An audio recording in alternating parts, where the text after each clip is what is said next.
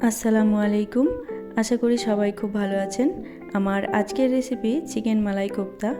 খেতে যতটাই টেস্টি, বানানো কিন্তু ততটাই খুবই সহজ। রুটি, পরোটা, নান, পোলাও বা ফ্রাইড রাইস যে কোনো কিছুর সাথে সার্ভ করুন না কেন, খেয়ে কিন্তু সবাই খুবই প্রশংসা করবে। খুবই সহজ বানানো এই রেসিপি। তাহলে চলুন দেখে নিই কীভাবে বানাই।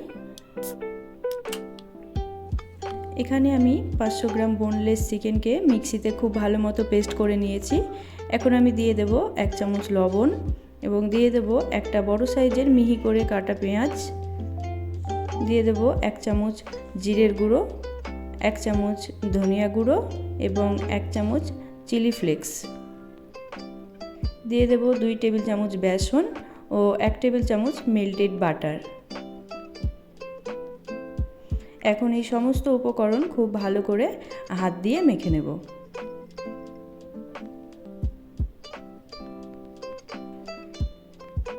মিশ্রণটি আমার এখানে মাখা হয়ে গেছে। এখন এখান থেকে ছোট ছোট বল আকারে কোপ্তাগুলো আমি তৈরি করে নেব। অল্প অল্প একটু মিশ্রণ নিয়ে ছোট ছোট বলের আকারে কোপ্তাগুলো তৈরি করে নেব। এখানে ছোট বড় যেমন ইচ্ছে আপনাদের, সাইজটা নিজেদের ইচ্ছে মতন আপনারা এখানে তৈরি করতে পারেন। এভাবে একে একে সব কোপ্তাগুলো আমি তৈরি করে নেব।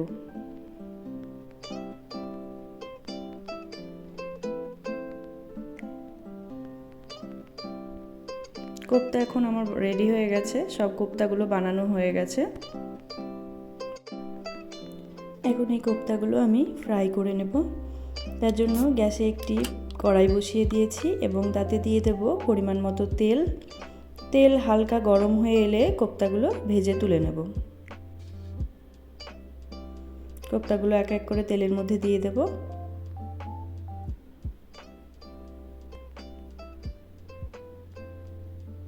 এখানে কোপ্তাগুলো খুব বেশি লাল করে ভাজার কিন্তু কোনো দরকার নেই। চারিপাশটা একটু হালকা ভাজা হলেই হবে, হালকা একটু লাল করে ভেজে তুলে নিতে হবে।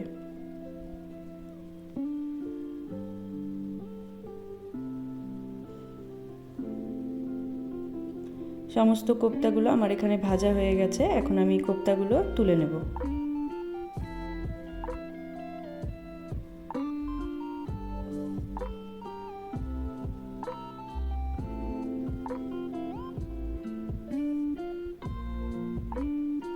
এখন ওই একই তেলের মধ্যে ফোড়নে দিয়ে দেব 1 টিস্পুন গোটা জিরে, 1 টুকরো দারচিনি, 6 থেকে 7টা এলাচ এবং দিয়ে দেব 1 টুকরো জয়িত্রীর ফুল, দেব 8 থেকে 10টা গোটা গোলমরিচ।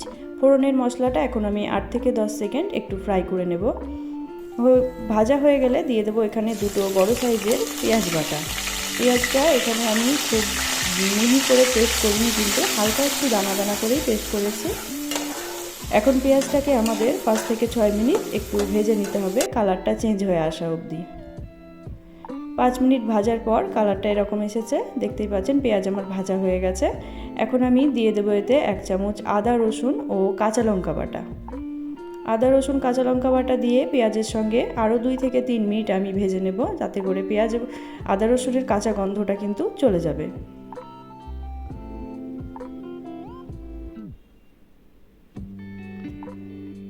তিন মিনিট ভেজে নিয়েছি। এখন আমি দিয়ে দেব এখানে কাজু ও চারমগজ বাটা। এখানে চারমগজ ও কাজু একসঙ্গে আমি মিক্সিতে বেটে রেখেছিলাম, সেটা দিয়ে দিলাম।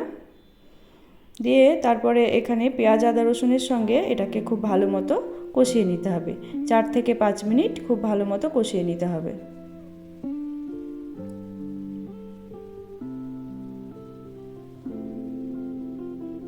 সব কিছু এখানে ভালো মতো কষানো হয়ে গেছে, তেলটা ছেড়ে দিয়েছে। এখন আমি এর মধ্যে অ্যাড করব কিছু গুঁড়ো মশলা। দিয়ে দেব 1 চামচ জিরের গুঁড়ো, 1 চামচ চিলি ফ্লেক্স এবং দিয়ে দেব 1 চামচ, ছোটো চামচের 1 চামচ গরম মশলার গুঁড়ো। দিয়ে দেব স্বাদ মতো লবণ এবং সামান্য একটু চিনি।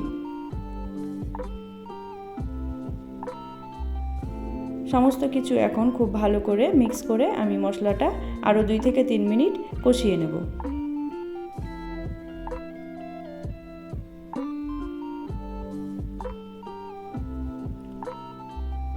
মশলা এখানে খুব ভালো করে কষানো হয়ে গেছে, তেলটা ছেড়ে দিয়েছে, দেখতেই পাচ্ছেন খুব ভালো মতো মশলা কষানো হয়ে গেছে। এখন এর মধ্যে আমি অ্যাড করব ফেটিয়ে রাখা দই। এখানে আমি 2 চামচ দই ব্যবহার করেছি। দিয়ে দেব ফেটিয়ে রাখা দই। দই দিয়েও মশলার সঙ্গে খুব ভালো করে কষিয়ে নিতে হবে। অবশ্যই খেয়াল রাখতে হবে দই দেওয়ার সময় গ্যাসের ফ্লেমটা যেন একদমই লো থাকে, নাহলে কিন্তু দইটা ফেটে যাবে। খুব ভালো করে দইটা মিশিয়ে নিয়েছি।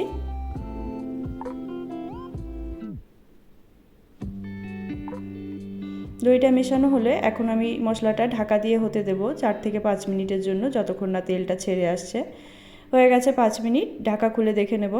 এখন দেখতেই পাচ্ছেন যে মশলা খুব ভালো মতো কষানো হয়ে গেছে, তেলটা ছেড়ে দিয়েছে মশলা থেকে।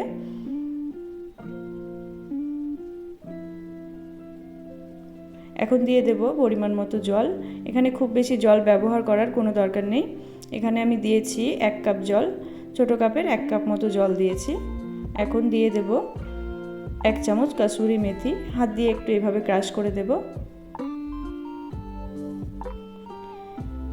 খুব ভালো মতো মিশিয়ে নেব। এখন দিয়ে দেব ভেজে রাখা কোপ্তা দিয়ে হালকা একটু মিশিয়ে নিয়ে এখন আমি ঢাকা দিয়ে এটাকে হতে দেব 10 থেকে 15 মিনিটের জন্য লো ফ্লেমে।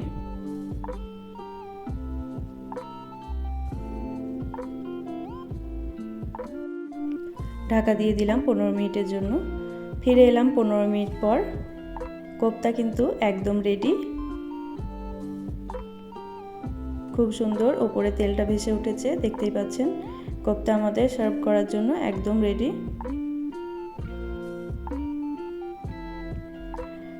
আমার এই রান্নাটি যদি আপনাদের ভালো লেগে থাকে তাহলে অবশ্যই একটি লাইক, শেয়ার এবং কমেন্ট করবেন এবং চ্যানেলটি সাবস্ক্রাইব করার অনুরোধ রইল।